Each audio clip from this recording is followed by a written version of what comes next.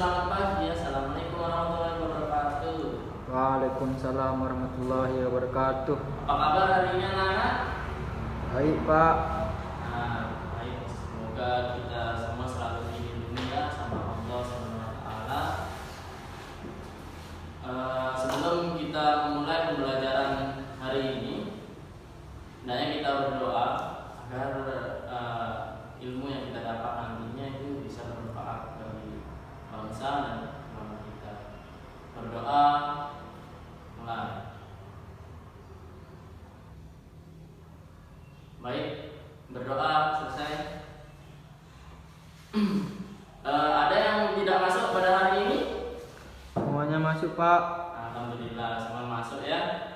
Jadi hari ini kita akan belajar tentang letak geografis Indonesia. Ada yang tahu gambar atau jembatan Suramadu? Enggak tahu. Nah, jadi jembatan Suramadu itu terletak di bagian Pulau Jawa di Surabaya dan Madura. Nah, jadi dulu masyarakat Indonesia jika ingin ke Pulau Madura dia harus pakai kendaraan kapal atau kapal laut ya. Nah, sekarang karena perkembangan zaman teknologi yang sangat modern, dari Surabaya ke Madura sekarang sudah ada jembatan, yaitu yang dinamakan jembatan Suramadu. Ada yang tahu sebelumnya gambar ini? Ini adalah gambar peta Indonesia. Nah, jadi Indonesia adalah negara maritim. Apa negara maritim itu? Negara maritim itu adalah negara yang 2/3 itu adalah laut. Jadi negara Indonesia itu dipersatukan atau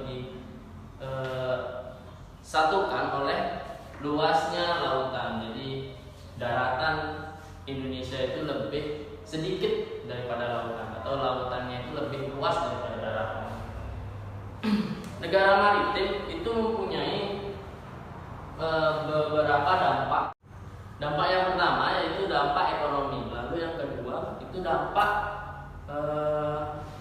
sosial budaya, lalu yang ketiga ada dampak dari transportasi. Dampak dari ekonomi yaitu karena daerah kita atau negara kita itu kebanyakan dari lebih banyak lautnya atau lebih luas lautnya.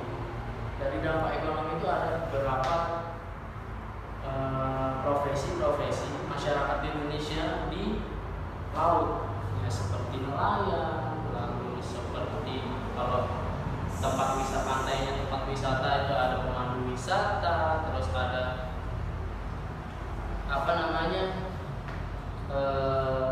pemancing, nah segala macam. Lalu yang kedua dari sosial budaya. Nah, dari sosial budaya karena Indonesia ini adalah letaknya sangat istilahnya tempat masuknya perdagangan asing. Jadi pedagang-pedagang asing itu berbondong-bondong masuk ke Indonesia untuk memperkenalkan produk dan menjual produknya di Indonesia.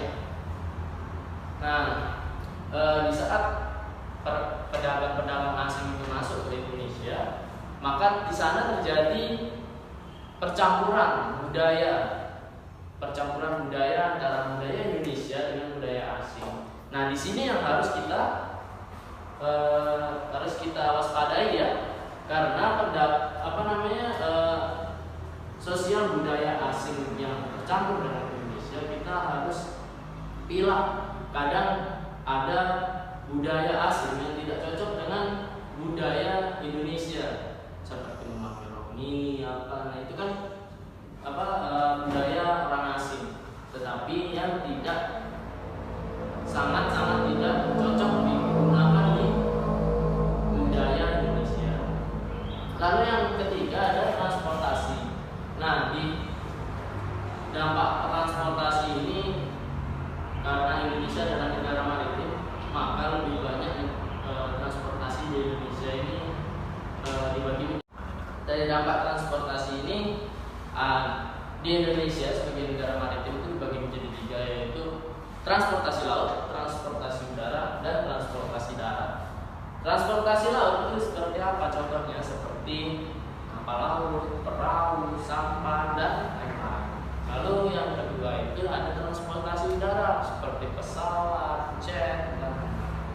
Lalu yang ketiga ada kendaraan darat, yaitu kendaraan yang di darat. Jadi misal mobil, motor, becak, dan lain-lain. Nah, kita kembali lagi ke letak geografis Indonesia, di mana letak geografis Indonesia itu membuat berdampak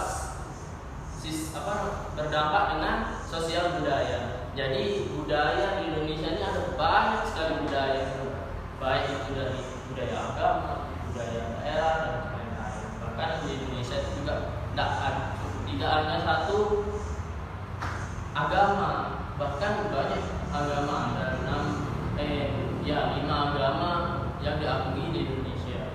Nah, tetapi itu tidak membuat masyarakat Indonesia ini alasan sebagai masyarakat Indonesia ini terpecah belah, malah perbedaan-perbedaan itu yang mempersatukan kita semua. Nah, itu semua sesuai dengan sila Pancasila yang ketiga, yaitu Persatuan Indonesia. Nah, dan itu juga sesuai dengan sila kelima, yaitu keadilan sosial bagi seluruh rakyat Indonesia. Nah, anak-anak sekalian, apa kalian pernah mendengar lagu Nenek Moyangku Seorang Pelaut? Ada yang tahu? Nah, jadi kalian putar nanti di rumah, kalian putar lagu Nenek Moyangku Seorang Pelaut, putar, cermati. Nah, di sana nanti ada pembahasan tentang bahari Indonesia. Untuk mengenal lebih jauh tentang bahari kejayaan Indonesia di masa lalu, silakan baca di bacaan di buku tema 1 pelajaran ketiga dengan judul Kejayaan Bahari di Masa Lalu. Nah, kemudian nanti akan Bapak kasih sebuah lembar PR untuk PR kalian semua. Nanti kalian catat di sana ide-ide pokok, gagasan-gagasan pokoknya seperti apa, gagasan-gagasannya apa yang kalian dapat di dalam bacaan tersebut mengenai masa-masa kejayaan bahari di masa lalu di Indonesia. Baik, anak-anak, apakah ada yang ingin ditanyakan sampai di sini? Tidak ada, Pak. Baik, jika tidak ada, maka Bapak akan beri tugas untuk kalian untuk di rumah. Tadi 1 untuk tugas kalian kan, kalian mencari ide pokok dan gagasan pada bacaan yang berjudul bahari masa lalu bangsa Indonesia itu, yang di buku tema 1 pembelajaran ke-3. Lalu ini Bapak kasih tambahan lagi, yaitu coba kalian amati di sekitar lingkungan kalian sekitar, di rumah, di sekolah kalian, di tempat kalian mengaji, di tempat kalian bermain, perilaku teman-teman kalian atau orang-orang atau masyarakat Indonesia yang sesuai dengan nilai-nilai Pancasila, baik itu gotong royong, baik itu saling menolong, baik itu toleransi antar agama, dan lain-lain. Baik, anak-anak, ada yang belum paham mengenai letak geografis Indonesia? Udah paham, Pak. Baik, kalau sudah paham, Bapak cukupkan pertemuan kita hari ini sampai di sini. Besok jangan lupa PR-nya dikumpulkan minggu depan ya. Bapak kasih waktu seminggu.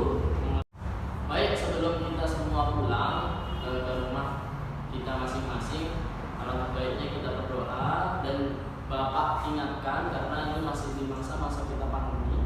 Jangan lupa menerapkan sistem 3M ya. Yang pertama menjaga jarak seperti yang kalian lakukan hari ini. Karena kalian masih dalam pandemi, maka kalian dibagi menjadi dua, yaitu gantian ya, kalian masuk. Habis ini kalian pulang, teman kalian ada yang masuk.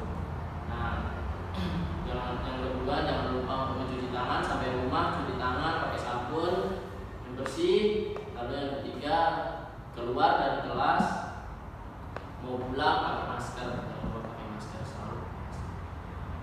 Oke, sebelum kita beranjak, mari kita berdoa semoga kita selalu dilindungi oleh Allah Subhanahu wa taala, dilindungi oleh Tuhan yang Maha Esa. Berdoa sesuai dengan keyakinan masing-masing. Berdoa mulai. Berdoa selesai. Baik, sampai di sini ya. Ditunggu minggu depan untuk tugasnya dikumpulkan. Jangan lupa. Taufiq wal hidayah. Wassalamualaikum warahmatullahi wabarakatuh. Waalaikumsalam warahmatullahi wabarakatuh. Itu aja.